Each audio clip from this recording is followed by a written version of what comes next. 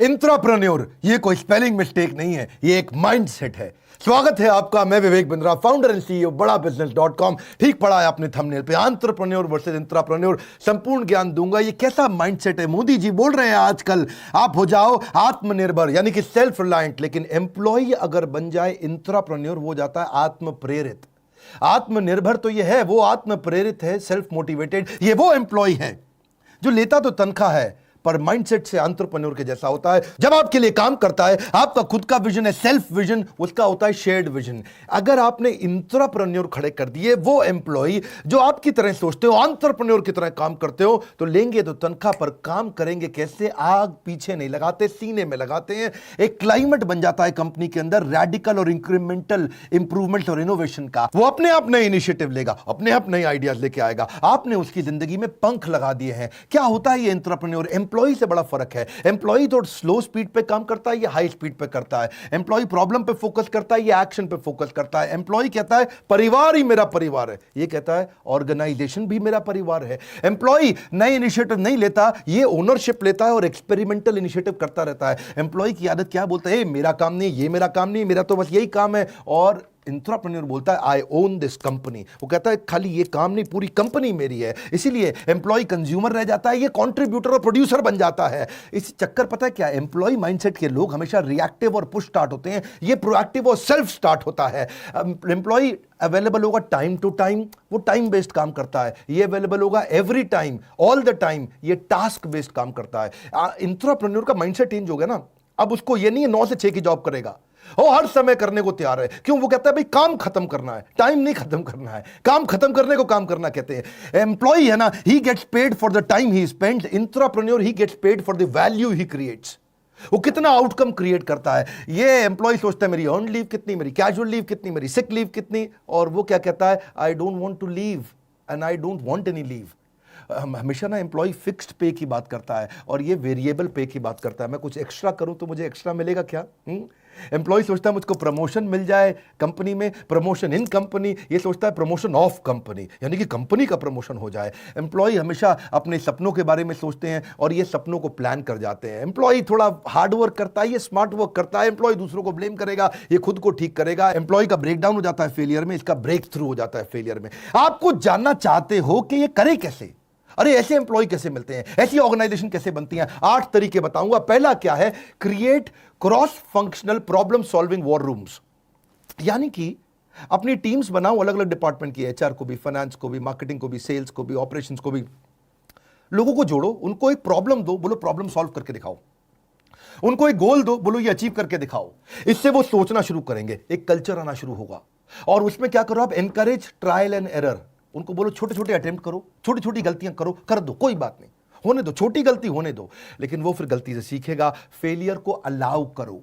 अगला पॉइंट क्या है? ईसॉप और रिवॉर्ड और ग्रोथ पाथ। ये ग्रोथ पाथ बड़ा इंपॉर्टेंट है, ईसॉप बहुत इंपॉर्टेंट है। ईसॉप मतलब एम्प्लॉय स्टॉक ऑप्शन। हमारा जो 2 साल का कोर्स है वहां हमने ईसॉप डिटेल में समझाया है कि आप एम्प्लॉय को स्टॉक ऑप्शन यानी कि अपने शेयर होल्डर कैसे बना सकते हो। उसको 1% का, आधा % का, 2% का, 4% का शेयर होल्डर बना दो। तनख्वाह के साथ जब उसको शेयर मिलते हैं उसको लगता है कंपनी ग्रो कर रही है, मैं भी ग्रो कर रहा हूं, क्योंकि वो ओनर बन जाता है। उसका ग्रोथ पाथ बनाओ। वो कैसे बनेगा? मैनेजर से, जनरल मैनेजर से, असिस्टेंट वाइस प्रेसिडेंट से, वाइस प्रेसिडेंट से, चीफ मार्केटिंग ऑफिसर या चीफ सेल्स ऑफिसर या चीफ स्ट्रेटजी ऑफिसर या चीफ ह्यूमन रिसोर्स ऑफिसर। उसको ग्रोथ पाथ दो, उसको एक पिता की तरह सपोर्ट करो। और पर्सनल मेंटरिंग अराउंड गोल ओरिएंटेशन, ये बड़ा इंपॉर्टेंट है। गोल्स क्रिएट करो। जिस ऑर्गेनाइजेशन में गोल्स क्रिएट करके क्लैरिटी देके मेंटरिंग 1 to 1, मतलब 1 to 1 अकेले में पीठ थपथपा करके, अगर आप दो डायरेक्शन, वो लेगा डिसीजन। मेरी बात सुनो, आपका काम है डायरेक्शन, उसका काम है डिसीजन। एकदम कल्चर बदलने लग जाएगा। एक और तरीका कल्चर बदलने के लिए कि थोड़ा कस्टमर के नजदीक जाओ, get closer to the customer. Customer centricity, क्योंकि कस्टमर आपको बताएगा उसको क्या चाहिए। कस्टमर आपको ऑर्गेनाइजेशन में कहीं करेक्शन देगा, कहीं सजेशन देगा, कहीं इंप्रूवमेंट देगा, और उससे आपको आइडिया जब आपके एम्प्लॉइज को, इंट्राप्रेन्योर को मिलेंगे तो वो करने की कोशिश करेंगे, क्योंकि आपने ऐसा कल्चर क्रिएट कर दिया। अगला point, every performance should be rewarded immediately. कुछ भी अच्छा करे कोई, उसको कर दो। क्योंकि देखो मेरी बात सुनो, जिस व्यवहार पे दोगे पुरस्कार, वही तो व्यवहार दोहराएगा बार बार। Effort that is appreciated gets repeated. चक्कर पता है क्या है? कई एम्प्लॉय कैसे होते हैं, काम करो तब भी उतनी तनख्वाह, नहीं करो तब भी उतनी तनख्वाह, तो फिर क्यों करे? हा हा हा, सरकारी मेंटालिटी हो जाती है ना। इसको बोलते हैं कैरेट एंड स्टिक फॉर्मूला। आपको मालूम है हमारे देश के आईएएस ऑफिसर्स ने कभी बहुत बड़े बड़े रेवोल्यूशन नहीं किए। बड़े कम आईएएस ऑफिसर्स हैं जिन्होंने बड़े रेवोल्यूशंस लेके आए हैं। जानते हैं क्यों? क्योंकि अगर वो कुछ बहुत एक्स्ट्रा करते हैं तो बड़ा इंसेंटिव मिलता नहीं है, और वो कुछ गलती कर बैठते हैं तो उनको पिटाई बहुत हो जाती है। कभी सीएजी, सीवीसी, सीबीआई वो सब रेड मारने आ जाते हैं।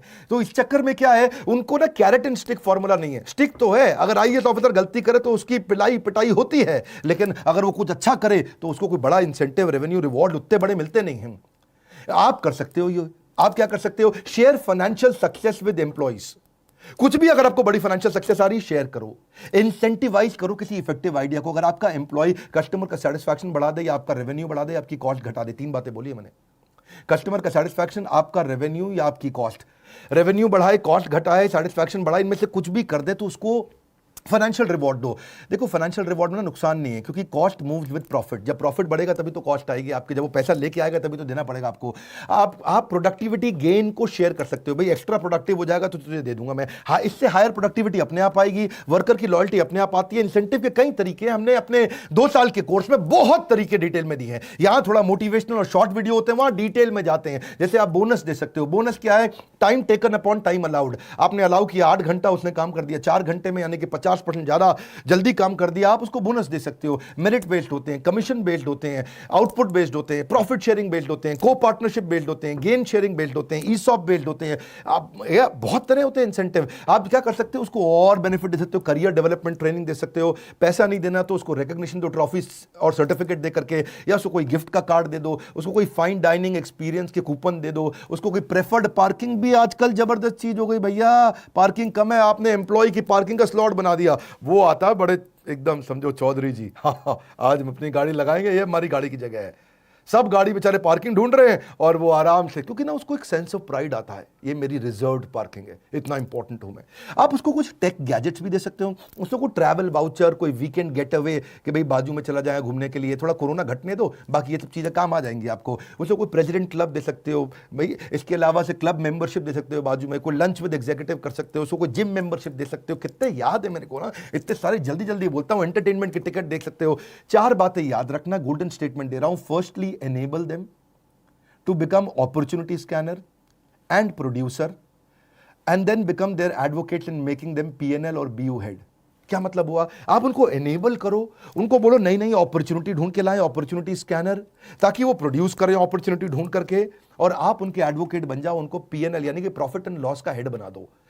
भाई तेरा ये डिपार्टमेंट है, ये तेरे 25 सेल्स के लोग हैं, तू उनको हेड कर रहा है, जितना इनका खर्चा है और जितनी ये कमा के देंगे, वो जब कमा के देंगे जितना प्रॉफिट होगा, उस प्रॉफिट में 5% तेरा भी शेयर है। आपने उसको PNL हेड बना दिया, प्रॉफिट एंड लॉस का हेड। आपने उसको BU हेड बना दिया, बिजनेस यूनिट हेड। गूगल ने ऐसे ही तो किया है, आज तक गूगल ने यही किया है। इतना कहते गलती करो, नई नई गलती करो, रोज नई गलती करो, पुरानी गलती मत दोहरा देना बस। गूगल ने सारे ऐसे फ्रॉड बनाए, उनका जीमेल भी ऐसे बना, उनका ड्राइवरलेस कार भी ऐसे बना, उनका गूगल मैप्स भी, एंड्रॉइड भी, ये सब इंट्राप्रेन्योरियल मॉडल से बने हैं। मैं आपको बेस्ट अमेरिकन और ग्लोबल ऑर्गेनाइजेशंस के मॉडल ला करके देता हूं। हमने अपने 2 साल के कोर्स में भी आपको HR संबंधित, एम्प्लॉय प्रोडक्टिविटी संबंधित बहुत चीजें दी हैं कि एम्प्लॉय को रिटेन कैसे करें, उसका succession planning, leadership in pipeline कैसे लाएं, हाई परफॉर्मेंस कल्चर कैसे क्रिएट करें, नया आदमी रिक्रूट करके कैसे लाएं, जो बढ़िया आदमी उसको रोक के कैसे रखें, रिटेंशन या उसकी मैनेजरियल एफिशिएंसी कैसे लेके आए, कॉम्पेंसेशन कैसे बनाया जाता है, सैलरी स्ट्रक्चर कैसे डिजाइन किए जाते हैं। बड़ा इंपॉर्टेंट है, आपको पता ही नहीं सैलरी स्ट्रक्चर कैसे बनाए जाते हैं, बैंड कैसे तैयार किए जाते हैं कि भाई कौन जनरल मैनेजर, कौन मैनेजर, ट्रेनिंग एंड डेवलपमेंट कैसे होगी, उनकी ऑनबोर्डिंग का प्रोसेस क्या है, क्या फॉर्म्स देने, उनको रिवॉर्ड कैसे दिए जाएंगे, शेयर कैसे कंपनी के दिए जाते हैं, EAPA के जॉब डिस्क्रिप्शन क्या है, रिव्यू कैसे किए जाएंगे, एग्जीक्यूशन एक्सीलेंस क्या होता है, उनके KRA KPI कैसे बनाते हैं, सेल्फ कोचिंग डायरी कैसे बने, खुद को ही कोच कर ले, अपने आप ही कर लेगा कोच, वो सेल्फ मोटिवेटेड है, आत्मनिर्भर, आत्म प्रेरित, दोनों ही चाहिए आपको। स्कोर बोर्ड बना दो उनके, एम्प्लॉय को एंटरप्रेन्योर कैसे बनाए, अमेजिंग टॉपिक्स है। छोड़ेंगे नहीं, भारत के व्यापारियों को वर्ल्ड रिकॉर्ड बनाने में लगे हुए हैं, दुनिया की सबसे पावरफुल कंटेंट और दुनिया के सबसे अफोर्डेबल रेट्स पे आपको दे रहे हैं। लाइक करके उत्साह बढ़ाइए। अगर बिजनेस कंटेंट भी आपको पसंद आता है, सब्सक्राइब नहीं किया तो इस तरह के वीडियोस आपसे छूट जाएंगे, उनको जरूर शेयर करो जो बिजनेस कर रहे हैं या करना चाहते हैं। हमारे साथ जुड़े रहने के लिए आप सबका दिल की गहराइयों से मुस्कुराहट के साथ धन्यवाद।